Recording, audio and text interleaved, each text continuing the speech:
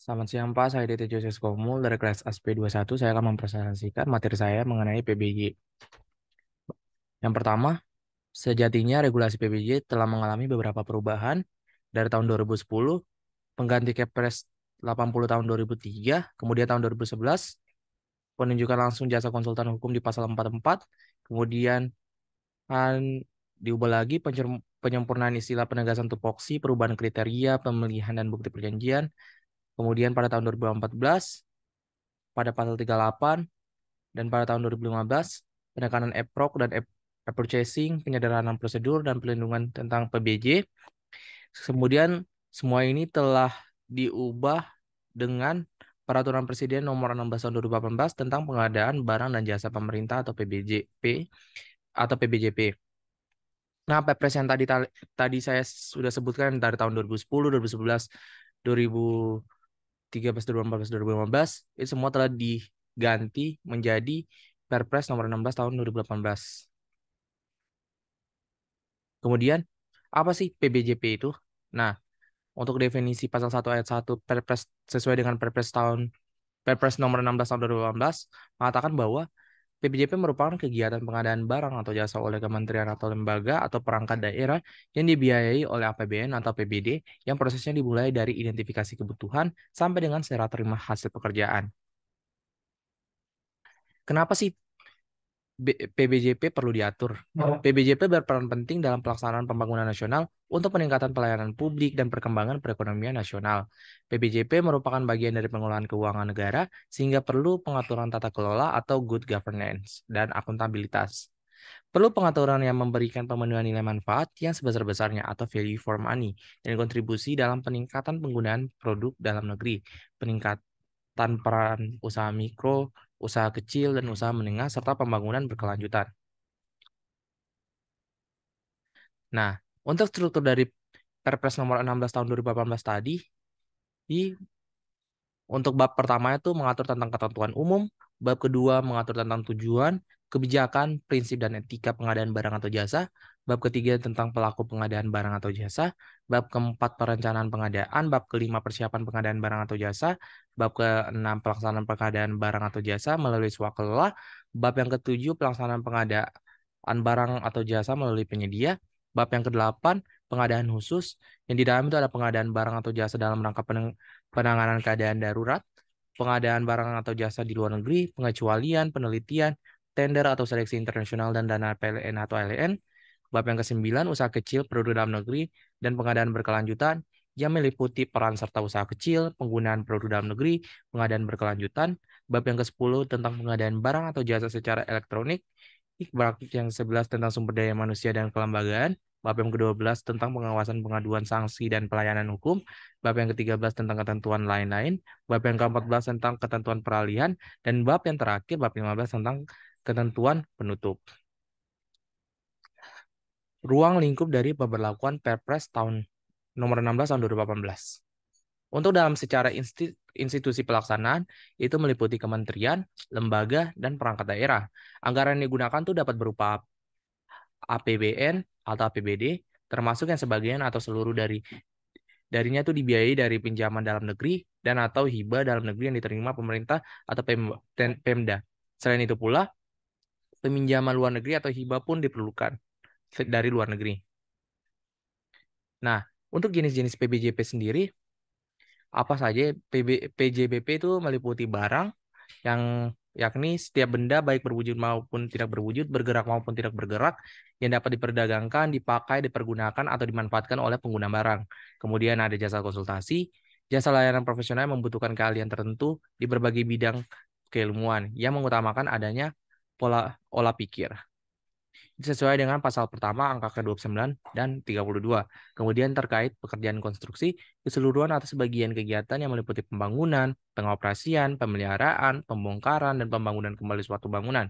Kemudian terakhir jasa lainnya, jasa non-konsultasi atau jasa yang membutuhkan peralatan metodologi khusus dan atau keterampilan dalam suatu sistem tata kelola yang telah dikenal luas di dunia usaha untuk menyelesaikan suatu pekerjaan. Kemudian, bagaimana sih cara pelaksanaan PBJP itu? Nah, untuk cara pelaksanaan dari PBJP sendiri, yakni dengan memperoleh barang atau jasa yang dikerjakan sendiri oleh kementerian atau lembaga atau perangkat daerah atau kementerian atau lembaga perangkat daerah lain, organisasi kemasyarakatan atau kelompok masyarakatan. Itu digolongkan sebagai swakelola. Untuk cara memperoleh barang atau jasa yang disediakan oleh pelaku usaha berdasarkan kontrak yang dari penyedia sesuai dengan pasal 1 angka 23 dan 28 pasal 3 ayat yang ketiga sesuai dengan Perpres 16 tahun 2018 menyebutkan bahwa pelaku usaha adalah setiap orang atau perorangan badan usaha baik yang berbentuk hukum maupun bukan badan hukum yang didirikan dan berkedudukan atau melakukan kegiatan dalam wilayah hukum negara RI baik sendiri maupun bersama-sama melalui perjanjian menyelenggarakan kegiatan usaha dalam berbagai bidang ekonomi. Nah, untuk tipe swakelola sendiri, ada tipe pertama, direncanakan atau dilaksanakan oleh dan diawasi oleh KLPD, penanggung jawab anggaran. Tipe kedua, direncanakan dan diawasi oleh KL, penanggung jawab anggaran dan dilaksanakan oleh KLPD, pelaksana swakelola. Untuk tipe ketiga, direncanakan dan diawasi oleh KLPD, penanggung jawab anggaran yang dilaksanakan oleh organisasi kemasyarakatan. Tipe keempat, direncanakan sendiri oleh KLPD, penanggung jawab dan atau berdasarkan usulan kelompok masyarakat dan dilaksanakan serta diawasi oleh kelompok masyarakat. Nah, apa sih perbedaannya? Untuk tipe pertama sendiri kan tadi diawasi oleh KLPD, penanggung jawab anggaran. Sedangkan tipe kedua itu dilaksanakan oleh KLPD sebagai pelaksana swakelola. Yang tipe ketiga itu dilaksanakan oleh organisasi kemasyarakatan. Kemudian yang tipe keempat itu tuh dilaksanakan dan diawasi oleh kelompok masyarakat. Nah, perbedaannya tuh di situ di tipe dilaksanakannya. Kemudian, tujuan dari PJBP sendiri. Nah, tujuan dari PJBP sendiri itu mendorong pengadaan berkelanjutan yang sesuai dengan moto dan program dari SDGs yang telah ditetapkan secara standar internasional, kemudian mendorong pemerataan ekonomi, meningkatkan keikutsertaan industri kreatif, mendukung pelaksanaan penelitian dan pemanfaatannya, meningkatkan peran pelaku usaha nasional, meningkatkan peran serta UMKM, meningkatkan produksi dalam negeri, menghasilkan BJ yang tepat untuk setiap uang yang dibelanjakan, kualitas, jumlah, waktu, biaya, lokasi, dan penyedia yang dibelanjakan. Kemudian, kebijakan umum proses PBJP. Kebijakan adalah bagian dari strategi untuk mencapai tujuan pengadaan barang atau jasa sesuai dengan pasal 5 Perpres nomor 16 tahun 2018 mengatakan bahwa pertama meningkatkan kualitas perencanaan PBJP, kedua, melaksanakan PBJ yang lebih transparan, terbuka, dan kompetitif. Ketiga, memperkuat kelembagaan dan SDM PBJ, termasuk agen pengadaan. Keempat, mengembangkan e-marketplace. Yang kelima, menggunakan teknologi informasi dan komunikasi serta transaksi elektronik. Yang keenam, mendorong PPDN dan SNI. Yang ketujuh, memberikan kesempatan untuk UMKM. Yang kedelapan, mendorong pelaksanaan penelitian dan industri kreatif. Yang kesembilan, melaksanakan pengadaan yang berkelanjutan. Sebenarnya masih banyak lagi, tapi secara ringkasnya ada 9 ini. Kemudian, apa sih prinsip dari PBJP itu sendiri? Nah, prinsip dari PBJP itu sendiri tuh yaitu efisien, efektif, transparan, terbuka, bersaing, adil atau tidak diskriminatif, serta akuntabel. Secara efisien, PBJP harus diusahakan dengan menggunakan dana dan daya yang minimum untuk mencapai kualitas dan sasaran dalam waktu yang ditetapkan atau menggunakan dana yang telah ditetapkan untuk mencapai hasil dan sasaran dengan kualitas yang maksimum. Kemudian, efektif. PBJP harus sesuai dengan kebutuhan dan sasaran yang telah ditetapkan serta memberikan manfaat yang sebesar-besarnya. Transparan, semua ketentuan dan informasi mengenai PBJP bersifat jelas dan dapat diketahui secara luas oleh penyedia barang atau jasa yang berminat serta oleh masyarakat pada umumnya.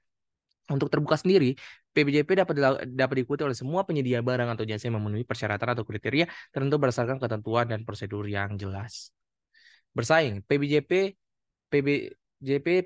harus dilakukan melalui persaingan yang sehat di antara sebanyak mungkin penyedia barang atau jasa yang setara dan memenuhi persyaratan sehingga dapat diperoleh barang atau jasa yang ditawarkan secara kompetitif dan tidak ada intervensi yang mengganggu terciptanya mekanisme pasar dalam PBJP itu sendiri. Adil atau tidak diskriminatif. PBJ memberikan perlakuan yang sama bagi setiap calon penyedia barang atau jasa dan tidak mengarah untuk memberi keuntungan kepada pihak tertentu dengan tetap memperhatikan kepentingan nasional. Yang terakhir, akuntabel. PBJ harus sesuai dengan aturan dan ketentuan yang terkait dengan PBJ sehingga dapat dipertanggungjawabkan nantinya. Etika pengadaannya. Dalam etika pengadaan itu sesuai dengan pasal 17 Perpres nomor 16 tahun 2018 mengatakan bahwa pertama, tertib dan tanggung jawab, yang kedua, profesional, mandiri dan jujur, yang ketiga, tidak saling mempengaruhi, yang keempat, menerima dan tanggung jawab, yang kelima, menghindari konflik of interest, yang keenam, mencegah pemborosan, yang ketujuh menghindari penyalahgunaan wewenang, yang kedelapan tidak menerima, menawarkan atau menjanjikan. Karena hal ini sudah sesuai dengan prinsip-prinsip dari PBJP yang tadi saya sudah jelaskan. Kemudian untuk penjelasan dari etika PBJP sendiri, tertib dan tanggung jawab itu tuh sebagai dia harus sebagai pengada itu dia harus mencapai sasaran, kelancaran, ketetapan, tercapainya tujuan yang dia inginkan, profesional, mandiri dan jujur, bekerja secara profesional, mandiri, serta menjaga kerahasiaan dokumen dari PBJ yang menurut sifatnya harus dirahasiakan untuk mencegah terjadinya penyimpangan dalam PBJ, tidak saling mempengaruhi baik langsung maupun tidak langsung yang berakibat terjadinya persaingan tidak sehat, menerima dan tanggung jawab atas segala keputusan yang telah ditetapkan sesuai dengan kesepakatan tertulis dari para pihak. Yang selanjutnya menghindari konflik of interest, yaitu baik mencegah terjadinya pertentangan kepentingan para pihak yang terkait baik secara langsung maupun tidak langsung dalam proses PBJ dan lain-lain. Kemudian konflik of interest dalam penerapan etika. Direksi, dewan komisaris, atau personal inti pada suatu badan usaha merangkap sebagai direksi, dewan komisaris, atau personal inti pada badan usaha lain yang mengikuti tender atau seleksi yang sama. Konsultan perencana atau pengawas bertindak sebagai pelaksana pekerja konstruksi yang direncanakannya atau diawasinya kecuali dalam pelaksanaan pengadaan pekerjaan terintegrasi.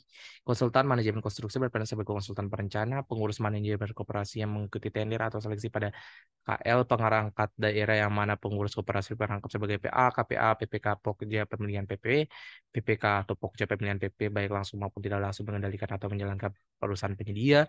Kemudian beberapa perusahaan yang mengikuti tender atau seleksi yang sama dikendalikan baik secara langsung maupun tidak langsung oleh pihak yang sama, yang mana sahamnya tuh lebih dari 50% dikuasai oleh pemegang saham yang sama. Kemudian, para pelaku PBJP itu apa saja sih? Pertama, pengguna anggaran atau PA sesuai dengan pasal 9. Kemudian yang kedua ada kuasa pengguna anggaran. Kemudian ada pejabat pembuat komitmen, pejabat pengadaan, pokja pemilihan, agen pengadaan, atau procurement agent, pejabat atau panitia pemeriksa hasil pekerjaan, penyelenggara swakelola, dan penyedia. Kemudian garis besar proses PBJP. Nah, garis besarnya itu terdiri atas perencanaan, persiapan, kemudian pelaksanaan. Dalam perencanaan sendiri itu dimulai dari identifikasi kebutuhan, kemudian penetapan barang atau jasa, kemudian cara pengadaan, jadwal pengadaan, anggaran pengadaan. Ini untuk persiapan sendiri itu ada penetapan sandaran, penyelenggaraan swakelola, rencana kegiatan, jadwal pelaksanaan penyusunan RAB, kemudian menetapkan HPS, menetapkan rancangan kontrak, menetapkan spesifikasi teknis atau KK, menetapkan uang muka, jaminan pelaksanaan, jaminan pemeliharaan, sertifikasi garansi dan atau penyesuaian harga. Kemudian ada pelaksanaan swakelola tipe 1, 2, 3 dan 4, pembayaran swakelola, pengawasan dan pertanggungjawaban swakelola, kemudian ada pelaksanaan pemilihan, pelaksanaan kontrak, serta terima hasil pekerjaan kemudian selesai.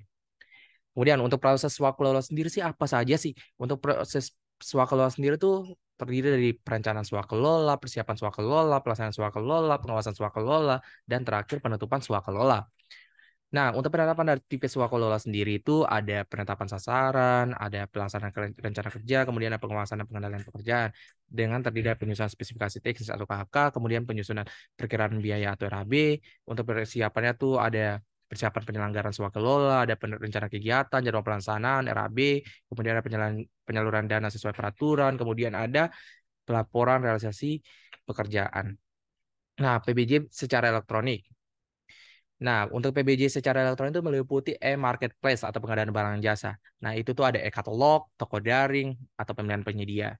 Penyelenggara pengadaan barang atau jasa dilakukan secara elektronik menggunakan sistem informasi yang terdiri dari sistem pengadaan secara elektronik, SPSE, dan sistem pendukung. Pengadaan itu meliputi katalog elektronik yang sudah mulai berkembang pada zaman sekarang ini. Bisa dilihat ada beberapa toko daring dan pemilihan penyedia. Hasil marketplace PBJP ada pasar elektronik disediakan untuk memenuhi kebutuhan barang atau jasa oleh pemerintah.